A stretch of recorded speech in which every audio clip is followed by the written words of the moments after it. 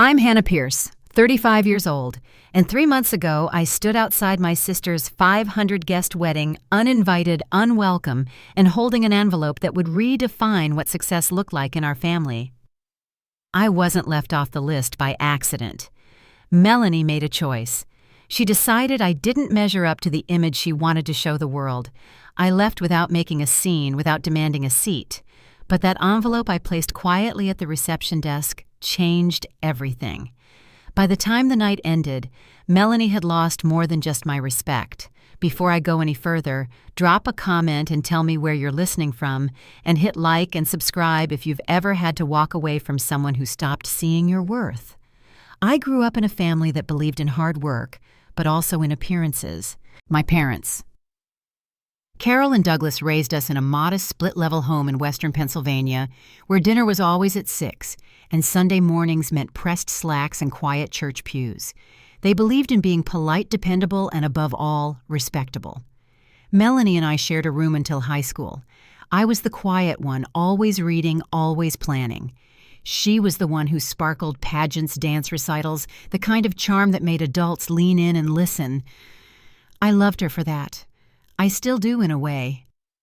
But somewhere along the line, admiration turned to comparison, and comparison turned into something colder. I left a stable job in corporate finance when I was 27 to pursue real estate. It wasn't a whim. I'd done my homework, stacked savings, mapped a 5-year path. But to my family, it looked like quitting. Melanie had just landed her dream job at a national marketing firm, and every holiday turned into a highlight reel of her wins. New accounts, promotions, destination business trips. My work in their eyes was less serious, a side gig, a temporary hustle. No one asked about the commercial clients I was signing or the growing portfolio I was managing. If I brought it up, the conversation shifted quickly back to Melanie's latest campaign or Zachary's startup milestones. When Melanie got engaged, I found out through her Instagram post. A perfectly filtered shot of her hand ring, glinting, captioned with 3 hearts, and a "he said yes." I scrolled past it 3 times before I realized what I was looking at. I tried to congratulate her, but by then she'd already told most of our extended family. No call, no message, just a photo for the public. I told myself she was just busy. But then came the group chats I wasn't added to, the vendor meetings I didn't know about, and the bridesmaid announcements that came and went without my name. The wedding was scheduled for a crisp October evening at a luxury hotel in Manhattan. She'd booked it more than a year in advance. I RSVP'd, booked my flight, even picked out a dress, nothing flashy, just simple black with clean lines. I didn't need to stand out. I just wanted to be there. But when I arrived at the check-in table, I saw the confusion on the receptionist's face before she even spoke. She checked the list twice, then again, eyes narrowing on the tablet. My name wasn't there. I gave it again, spelled it out. Still nothing. I called Melanie from the lobby. She picked up on the 3rd ring, her voice light with excitement, until she heard mine. When I told her they couldn't find my name, the pause on the other end told me everything. She wasn't surprised. She wasn't confused. She was choosing her next sentence. And what she said next made something in me settle and something else break. Melanie didn't stumble or apologize. She didn't ask if the receptionist had made a mistake or if the system had glitched. Her voice, once bright with bridal excitement, dropped into something cooler. "Did you really think you'd be invited, Hannah?" I stood in the hotel lobby, phone pressed to my ear, watching people in evening gowns glide past me toward the ballroom. It took me a few seconds to find my voice. "You sent me an invitation." There was a pause long enough to know this wasn't a misunderstanding. That was before Zach's investors confirmed. She said, "Do you understand who's in that room tonight?" She didn't wait for an answer. Just listed names, venture capital partners, early-stage funders, board members from tech firms I recognized. "Zach's whole executive team is here," she added, lowering her voice. "We can't risk distractions." Her tone wasn't cruel, just clinical, like she was managing a brand and I didn't fit the image. A 35-year-old single woman talking about real estate side projects doesn't exactly inspire investor confidence. My chest tightened, but my voice stayed even. I've been in real estate for 8 years. She sighed, already shifting her focus. Showing listings isn't a career, Hannah. It's what people do until they find something real. Behind her, I could hear laughter bridesmaids, champagne flutes, someone testing a microphone. Melanie didn't sound rushed. She wasn't trying to fix anything. This is about perception, she continued. We've worked so hard to build this life, this network. It's not personal. I don't know how long I stood there, one hand holding the phone, the other wrapped around the clutch I'd brought. The receptionist had turned away, helping another couple check in. Across the lobby, a group of men in tuxedos were posing for photos, smiling wide beneath the chandeliers. I understand, I finally said. Good, she replied. I knew you would. Let's grab lunch sometime next month. I didn't answer. I just ended the call, placed my phone back in my bag, and took out the envelope I'd carried all the way from my apartment in Brooklyn. I had planned to give it to her quietly, maybe during dinner or while people were dancing. But that moment was gone now. I walked back to the reception desk and handed the envelope to the wedding coordinator who had arrived during our call. Please make sure this reaches Melanie, I said. It's her wedding gift. Outside, the October evening was cooling fast. I stepped onto the sidewalk heels, clicking lightly against the concrete, and let the hotel doors swing shut behind me. For a while, I just stood there watching yellow cabs blur past in streaks of light, watching guests step out for fresh air, and then drift back inside. I wasn't angry. I wasn't sad, at least not in the way I expected to be. There was something oddly still about it all, like something final had just happened. It wasn't the first time Melanie had made me feel small. That had started years earlier, back when I left my job in finance and got my real estate license. She'd just finished her MBA, then freshly minted with offers from the kind of firms that made our parents beam. When I told her my plan, she laughed. That's for people who can't get real jobs, she said. You're throwing away your education. At dinners, she'd bring up new accounts. She landed clients with names you read in business magazines. Mom would nod. Dad would quietly sip his drink. Then their eyes would shift to me. Still selling houses, Mom would ask, voice gentle but loaded. I never told them about the commercial projects I was managing or the investors who trusted me with 7-figure transactions. It didn't seem to matter. Their minds were already made up. Melanie was the success. I was the warning. Last Christmas, she told me over dinner that I should think about long-term stability. You're not getting any younger, Hannah, she said. And open-ended real estate gigs aren't a retirement plan. Dad agreed. You could always apply at Melanie's firm, he said. I'm sure she could put in a word. I just smiled and changed the subject. It wasn't worth the effort. I had learned slowly that defending your path to people who never asked about it in the first place was a losing game. Melanie's engagement arrived without warning. One morning, there was a photo on her social feed, her hand a sparkling ring, the caption full of exclamation points, and inside jokes I wasn't part of. By the time I texted her congratulations, she'd already received replies from most of our family. Sorry I didn't tell you directly, she said. It's been wild. You know how it is. I didn't really. The wedding plans moved forward without me. I didn't know there was a group chat until Mom accidentally sent me a screenshot meant for Melanie. The chat was full of venue choices, color schemes, catering opinions from cousins and aunts and college friends I barely remembered. When I asked Mom why I wasn't included, she hesitated. We didn't want you to feel out of place, she said, since you're not, married. Melanie chose bridesmaids from her sorority, a few of Zach's relatives, and 2 family members I hadn't seen in years. When someone asked why I wasn't standing beside her, she smiled and said, Hannah's more of a behind-the-scenes person. That was the phrase she used. Behind the scenes. As if I were a lighting tech for her big moment. But the moment that stayed with me happened just a few weeks before the wedding. Melanie posted a long caption on a photo carousel thanking the women who had lifted her up, shaped her journey, helped her grow. She mentioned mentors, friends, her stylist, even a yoga teacher from a retreat in Sedona. My name wasn't there. I'd become a placeholder, someone whose presence was tolerated, not celebrated. A shadow in family photos, a name that came up only when they needed someone to contrast success against. And for years I let it happen. I sat quietly through jokes I didn't think were funny, comparisons I never invited, and assumptions that flattened everything I'd worked for.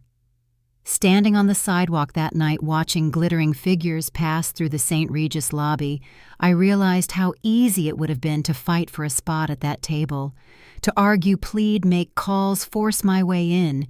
But then what I would have been there out of pity or obligation, not belonging. I'd be the single sister in the corner, the one no one knew how to introduce. Instead, I walked away. Not just from the wedding, but from the role they'd written for me. I knew what the whispers would be. She didn't show up because she's embarrassed. She didn't come because she couldn't face it, but they'd be wrong. I didn't stay away because I was ashamed of who I was. I stayed away because for the first time in a long time, I was proud of who I'd become. I sent Mom a text. Melanie uninvited me. I'm heading home. 3 dots appeared on the screen. Then nothing. Then dots again. Finally, a single line. There must be a misunderstanding. But there wasn't. For the first time in years, everything made perfect sense. The train ride back to Brooklyn that night was quiet, but my thoughts weren't. I kept looking at the city outside the window, the lights turning soft and watery in the glass. Somewhere in Midtown, Melanie was probably still circling the ballroom, thanking guests, clinking glasses floating between tables, like the hostess she always knew she'd be. I pictured her in that lace-covered gown she posted about for weeks, standing under chandeliers, smiling beside people who had no idea what she'd done. She hadn't just cut me from a party. She'd erased me from her story. And for the first time, I wasn't sure I wanted to be written back in. I woke up the next morning without any messages from her. No apology, no explanation. The silence was sharp, but familiar. I went about my usual routine, made coffee, opened my laptop, checked messages from a few clients. A couple in Astoria wanted to see a brownstone again. A friend of a friend had questions about a rental listing on the Lower East Side. I scheduled everything like always, but something felt different.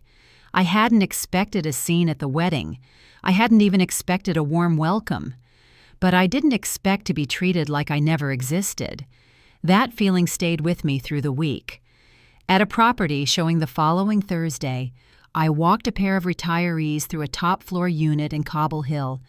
They loved the view but had concerns about the stairs.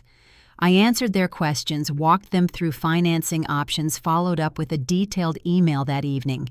They didn't know I'd been left off my own sister's guest list.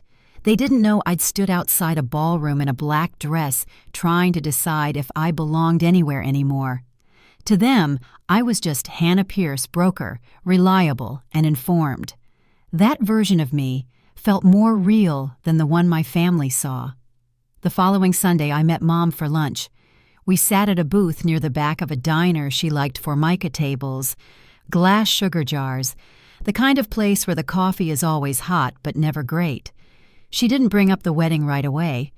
She talked about her garden, the neighbor's new puppy, how the grocery store had rearranged the frozen food aisle again. I stirred my tea, waiting. When she finally did mention it, her tone was cautious. "It was a beautiful evening," she said, eyes flicking toward the window. "A lot of people asked about you." I didn't answer. She picked up her fork and pushed a piece of toast around her plate. "Melanie told everyone you had a conflict," she continued. "Said you were closing a deal, couldn't get away." I nodded slowly. "Is that what you believe?" She set the fork down, folded her hands. "I don't know what to believe anymore, Hannah." I looked at her for a long time.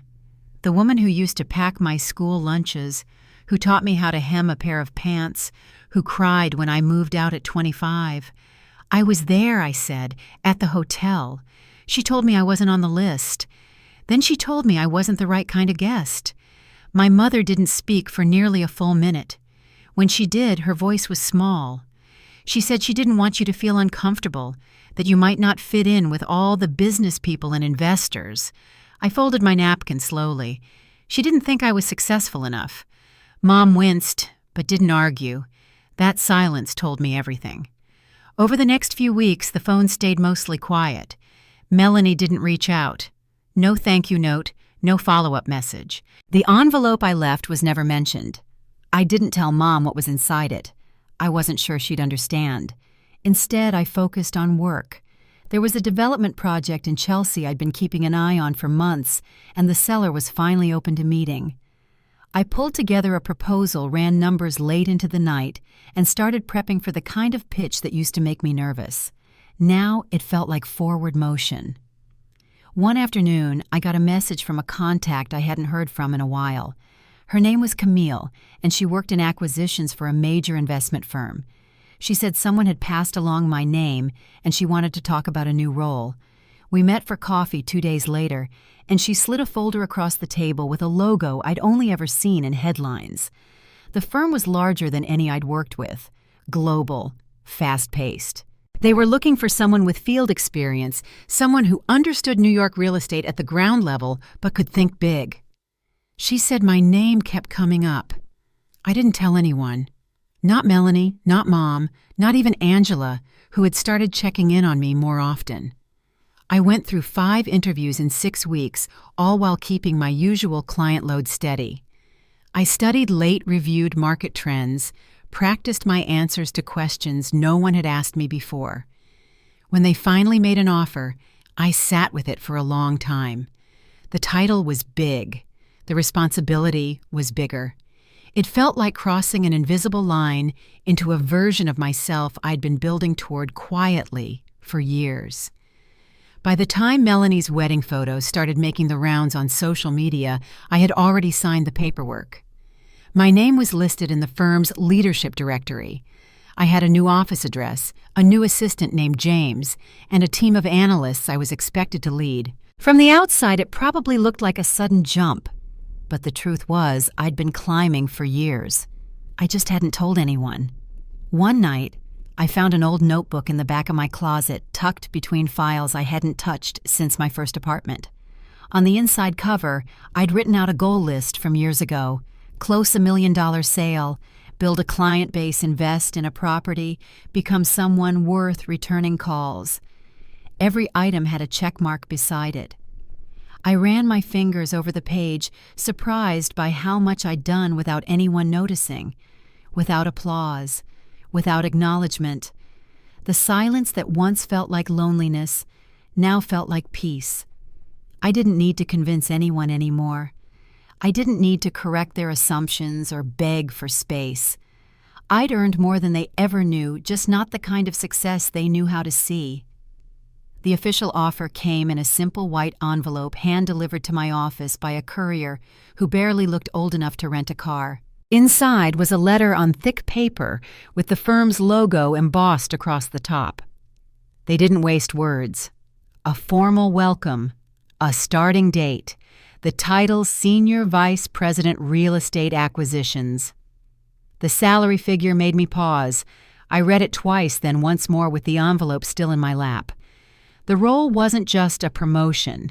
It came with a portfolio of $500 million focused on luxury residential projects across the tri-state area.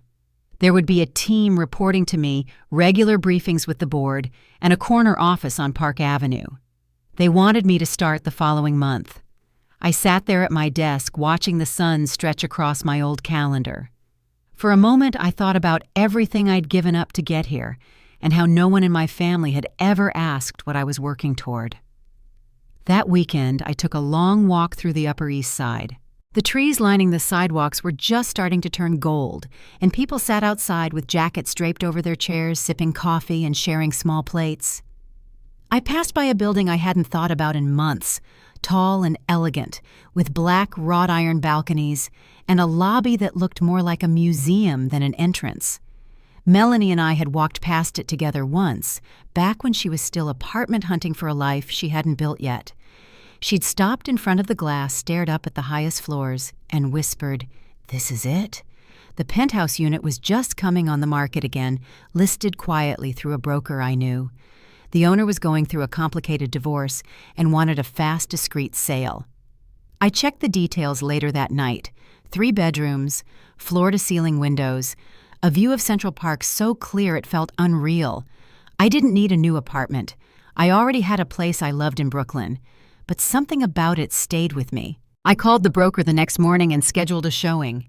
The minute I stepped inside, I remembered how Melanie had looked the first time we walked past. She'd taken pictures of the lobby, posted a few on social media, and said it was her dream home. That she'd lived there once Zach's company went public. That the space had the right energy. She said it the way people name things that aren't theirs yet, hoping their voice will make it real. I made an offer that afternoon, all cash, 30-day closing, no contingencies. My lawyer handled the rest. The day the keys were placed in my hand, I didn't tell anyone. I slipped them into a small safe deposit box at Chase and let them sit there for weeks. I wasn't sure what I wanted to do with them. Part of me had bought that apartment just to prove I could. But another part had a different plan, one that had been forming slowly, piece by piece, ever since that night at the hotel lobby. While Melanie planned seating charts and filtered photos, I had been attending late-night strategy calls with international partners. While she updated her wedding registry, I was negotiating with developers in Hudson Yards and pulling comps for investors out west. I wasn't playing with houses. I was managing deals that would shape whole neighborhoods. I was building something that no one in my family had ever thought to ask about. A week before Melanie's wedding, I finalized the last of the paperwork with the firm. My name was now listed alongside industry veterans, people who had written books on the field, who had been quoted in the Wall Street Journal. The onboarding team handed me a box of new business cards. They were simple, printed in deep navy ink. My title was clean across the top, my office line underneath. No fluff, just facts. I picked one up, turned it over, and wrote a message on the back. A sentence I'd been rehearsing in my mind. The handwriting came out steady, not rushed. When I slipped that card into the envelope for Melanie's wedding, I didn't add anything else. No check, no letter, no explanation. Just the card and the keys clipped together with a gold pin. The envelope was small enough to fit in my clutch, tucked next to a folded copy of my RSVP confirmation, the one she'd pretended never existed. The plan was to give it to her quietly during the reception, maybe while guests were finishing dessert. I had imagined standing up for a toast. I had written a speech about pride sisterhood and what it means to believe in someone even when they don't believe in you. I would have handed her the key in front of everyone and told her that success isn't something you perform, it's something you build. That night at the St. Regis, when she looked at me through the phone and said I didn't belong, the speech stayed in my purse. But the envelope didn't. I left it with the coordinator, told her to deliver it during the reception, and walked away. No one in that ballroom knew what was coming. No one knew the woman they'd left outside had just closed on the very apartment their bride once called her future. No one suspected that 3 of the guests sipping champagne were already my clients. I didn't attend the wedding, but I imagined it all clearly. The way she'd open the envelope expecting a check, the way her eyes would scan the business card then widen, the questions that would ripple across the room, the quiet shifting of chairs, the sudden need to sit down. I pictured her reaching for her phone. I pictured it buzzing in my bag. But I had turned it off hours earlier. I wasn't waiting for a reaction. I was choosing something else. The first call came just after 8. My phone lit up from across the table screen, glowing against the dim lighting of the small Italian place I'd chosen that night. I let it vibrate.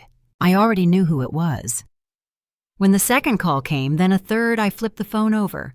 The name Melanie stretched across the screen like it was shouting. Her wedding had been over for less than 2 hours. By the time I finished my meal, I had 17 missed calls, 3 voicemails, 10 new texts. I turned the sound off and watched as the phone continued to pulse and flicker on the table like it had a heartbeat of its own. I didn't touch it again until I got home. When I finally listened to the messages, they blurred together. Melanie's voice shaky, uncertain, saying my name over and over, followed by the same question. Is this real? Another message came seconds later. You didn't really buy it, right? Not that apartment. Then another. Where are you? I need to talk to you. Please, just answer. Her last message was almost a whisper. Hannah, I didn't know. I didn't know anything. I listened to each one once. Then I opened the text from our cousin Angela. She'd been at the wedding, seated near the gift table when the envelope was delivered. She wrote, "She opened it during cocktail hour. Thought it was a joke. Then someone looked you up. It spread like wildfire." Angela sent a photo she'd taken from across the room. Melanie stood near the head table, still in her gown, holding the business card with both hands. Her mouth was slightly open, eyes staring ahead. Zach stood beside her, stiff, staring at his phone. In the background, several guests were huddled around a tablet, one of them pointing to a screen. They found your name on the company site, Angela wrote. They saw your title, your portfolio, everything. Another message followed. One of Zach's investors recognized you, said you've been managing his real estate deals for a year. I sat with that photo for a long time. Melanie had spent a year trying to paint me as a footnote. Now she was realizing the chapter she left out was the one everyone wanted to read. The calls didn't stop. By morning, there were over 40 more. Zach called twice. Mom called 7 times. Even Dad, who rarely reached out, left a short voicemail. Call your mother. I didn't respond to any of them. Instead, I brewed coffee, sat by the window, and pulled out my laptop. The real estate team had a Monday meeting I needed to prep for. I had 3 analysts waiting on updates, 2 meetings with developers, and 1 closing scheduled for later that week. Everything else could wait. That afternoon, I stopped by the bank to retrieve the keys from my safe deposit box. I had something new in mind for them. I scheduled a meeting with a nonprofit I'd worked with before, one that supported women transitioning out of difficult situations. The director, Maria Santos, greeted me in a small conference room, file folders already waiting on the table. When I explained what I wanted to do, she looked stunned. You're donating the entire property? She asked, her voice soft, almost disbelieving. The Riverside unit. I nodded. All of it. The full deed transfer. I'd like the proceeds from the sale or the property itself if you prefer to go directly toward transitional housing, job support, case management, whatever you think would help the most. Maria sat back, took a breath and said, Do you understand what this means? This isn't just a donation. This would change lives. I nodded again. I wasn't doing it to make a point. I wasn't doing it for recognition. I just wanted the keys to go where they were truly needed. By the time I left the office, the paperwork was underway. My attorney would handle the legal side. Maria's team would begin planning how to use the space. And me? I went back to work. That evening, I turned my phone back on. There were now over 100 missed calls. The newest message was from Mom. Your sister's in pieces, Hannah. Whatever you did, it's gone too far. Please call us. I listened to the full voicemail before deleting it. The next morning, Angela texted again. She knows you donated it. Then a screenshot came through, a blurry image of an email Melanie had forwarded to Mom. My attorney's office had sent over the donation receipt along with a letter confirming the transfer. Angela added, She left the brunch early, said she was sick. Everyone's talking. I didn't ask what they were saying. I didn't need to. At work the next day, James, my assistant, popped into my office just before lunch. You have 6 missed calls this morning from a Zachary Chen, he said. Also one from a Victoria Mitchell. Reception says she tried to come up. I looked up from my desk. Add both names to the no-call list, I said. James nodded without a pause and quietly shut the door behind him. That afternoon, I got one last message from Angela. Zach's investors are furious. One of them said he thought you were just some broker until last night. Melanie admitted she had no idea what you actually did. She thought you sold rentals. I closed the message, leaned back in my chair, and watched the city outside my window. It wasn't about revenge. It wasn't even about pride. It was about truth finally being louder than the stories they told about me. The family meeting was scheduled for Tuesday at 7. Dad was the one who called me, his voice, low, deliberate, like he was stepping around something fragile. "Just come," he said. "1 hour. It'll help everyone understand." I told him I wasn't coming. There wasn't anything left to explain. "Hannah," he started again, but I stopped him. "You had the chance to ask questions for years," I said. "And now you want answers. Let them have their meeting." Angela sent updates in real time. She'd been invited too, but mostly as a peacekeeper. The living room was full. Mom, Dad, Melanie, and Zach. 3 aunts, 2 uncles, and cousins who had all been at the wedding. The same people who'd toasted the happy couple were now gathered around a coffee table littered with cold cups of tea and plates no one touched. Melanie stood near the fireplace, still in her travel clothes from the canceled honeymoon. According to Angela, she held my business card in one hand like it was evidence, like she needed someone else to confirm it was real. "Senior Vice President," she read out loud. Her voice cracked halfway through the title. That's when the questions started. "How long has Hannah been working there? Why didn't we know about this? She didn't come to the wedding because you uninvited her." Angela said it was Aunt Ruth who asked that last one. Melanie tried to dodge it at first. There was a mix-up with the list, she said. We thought she'd be uncomfortable around Zach's team, but the room had already gone quiet. Then Uncle Walter spoke up from the couch. "You erased her name from the guest list and then told her she didn't belong." Zach jumped in trying to fix what couldn't be fixed. "We didn't know about her role at Blackstone. If we had, things would have been different." Aunt Ruth didn't let it slide. "So you'd have invited her if she were important enough. That's what you're saying?" Angela said Mom stayed quiet until someone asked why the family hadn't supported me more. Then she got defensive. "She should have told us," she said. "We're her family. We shouldn't have to find out from a business card at a wedding." That's when Angela spoke. Or maybe she said you all spent so much time telling her she was falling behind, she stopped trying to keep up. The meeting didn't end with resolution. It ended with more silence. People left in pairs jackets over arms, offering stiff hugs or short nods. Angela said Melanie sat alone after everyone left, still holding the card, still trying to rewrite what had already been written in public. The next morning, Melanie searched my name online. She combed through months of real estate announcements, press releases, even the old photo I'd posted 6 months ago, me standing in front of the Riverside building with the caption, "Big moves coming." She had liked it back then, probably didn't read it. It hit her slowly. That building was the one she had walked me past, the one she claimed as her dream apartment long before she could afford it. She used to describe the view in detail. She told everyone it was where she'd live when Zach's company went public. She had even made it the background on her tablet. When she found the public sales record, Unit 9C full cash purchase buyer, Hannah Pierce, she called me immediately. I didn't answer. She called again, then sent a message. I let it sit. The next day she left a voicemail. "You bought it," she asked. "You actually bought the apartment." Her voice was different now, smaller. You knew I wanted that place. I played the message once and deleted it. She called again that evening. I answered this time. Her voice was tight, like she'd rehearsed what she needed to say. "That was supposed to be my future," she said. I waited, then replied, "I was going to give it to you.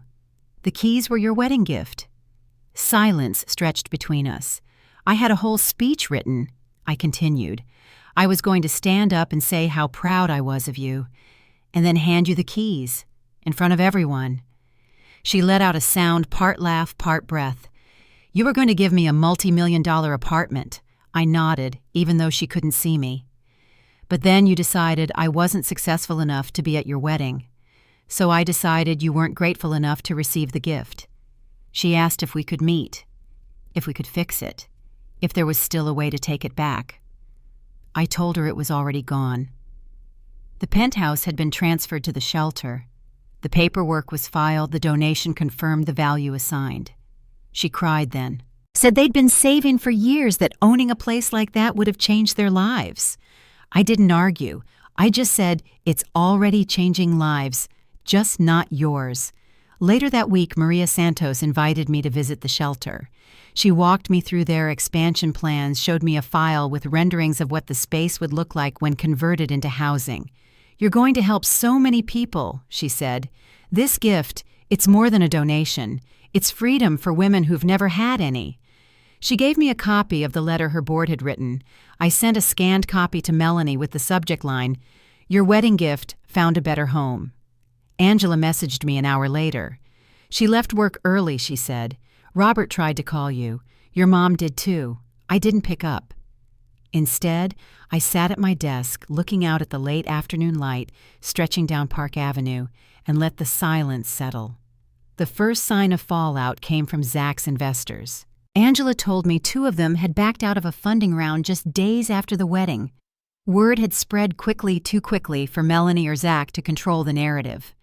One of the investors, a partner at a private equity firm, reportedly asked Zach in front of his team, "Why did your wife uninvite one of the lead advisors on our Midtown properties?"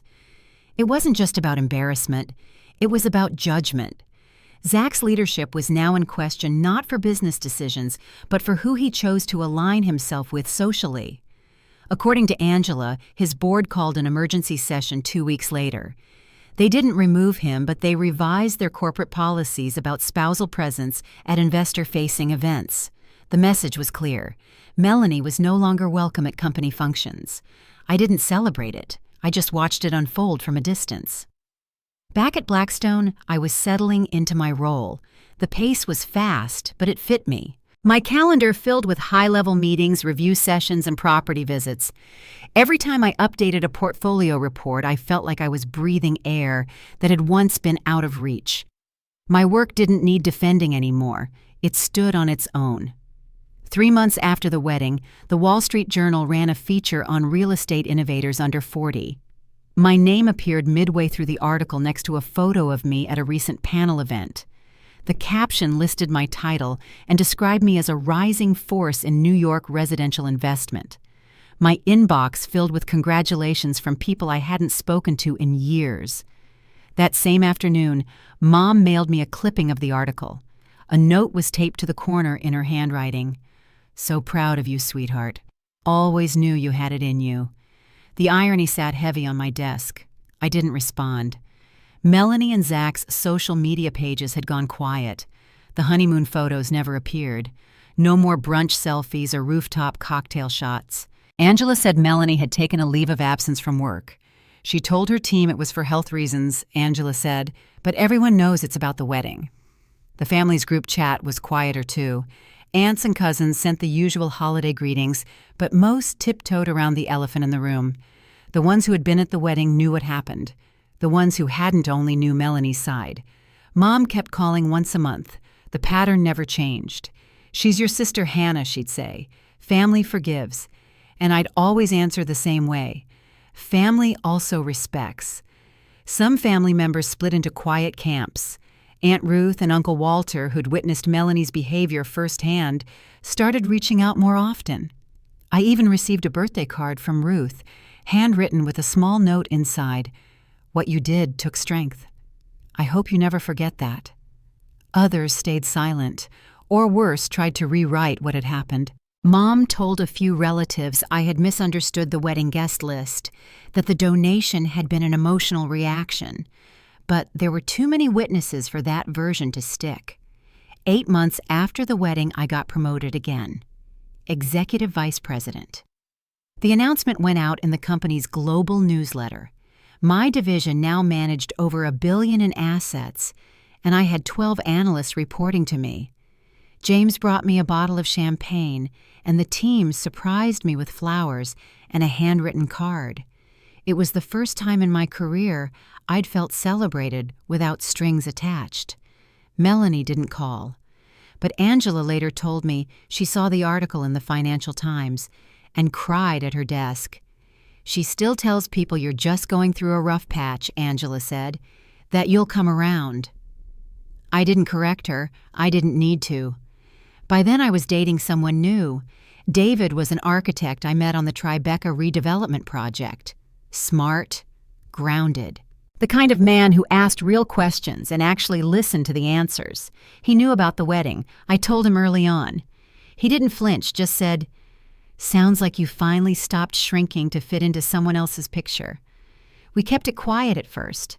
Lunches that turned into dinners. A weekend away in the Catskills. Walks through the park on Sunday mornings. He met my coworkers before he ever met my family. It felt right that way. Angela told me Zach's company was restructuring, layoffs, investor reshuffling. Melanie had returned to work, but she wasn't the center of attention anymore. "She's quieter now," Angela said, "more careful, but still trying to look like everything's fine." The last text Melanie sent came on a Friday night. I think about that night every day, she wrote. I didn't know what I was doing. I'm seeing someone now trying to understand the patterns I grew up with. I miss my sister. I read it once, then turned off my phone. 1 year later, almost to the day, I received a letter in the mail. No return address, just my name written in neat block letters. I opened it at the kitchen counter, unsure what to expect. It was from Melanie. She'd written it by hand. A few pages folded carefully, no smudges or scribbles. The tone was different this time, measured quiet. She started by saying she didn't expect a response, that she understood if I never wanted to speak to her again. Then she told me about therapy, about learning where some of her patterns had come from. She wrote that she had spent so much of her life needing to be the one who was chosen by friends, by employers, by family, that she hadn't realized who she had left behind along the way. She admitted she had crossed a line at the wedding, not just by excluding me, but by pretending my absence would make her image cleaner. She said she saw now that the cost had been far greater than she imagined. Near the end of the letter, she wrote something that stayed with me. "I used to think you got quiet because you were unsure. But now I think you were just holding a kind of strength I never learned to carry." She signed it simply, Melanie. I didn't write back, not right away. I needed time not out of anger, but because I didn't want to answer from a place of habit. That silence had once been protection. Now it was reflection. When I did write back months later, it wasn't long. I thanked her for the letter. I said I hoped she was still doing the work. I didn't invite more, but I didn't shut the door either. David read the letter once, then folded it and handed it back to me. "You didn't owe her grace," he said, "but maybe it's something you chose." The funny thing is, none of it changed my life's course. My work kept growing. My name showed up on more boards, more headlines, more conference panels. But it wasn't about proving anything anymore. What mattered more were the quiet moments, the way I carried myself into rooms where no one expected me, the calm I felt when I didn't shrink to make others feel comfortable, the peace in knowing I had told the truth, even when it cost me a seat at the table. In the end, the justice I found didn't come from taking something back. It came from no longer needing what I once thought I'd lost. And maybe that's what real dignity looks like. Not the loud kind that demands to be seen, but the quiet kind that doesn't need permission to exist. Thanks for listening to my story. If it meant something to you, I'd love to hear where you're listening from or how you found your own voice. Take care, and I hope you'll join me next time.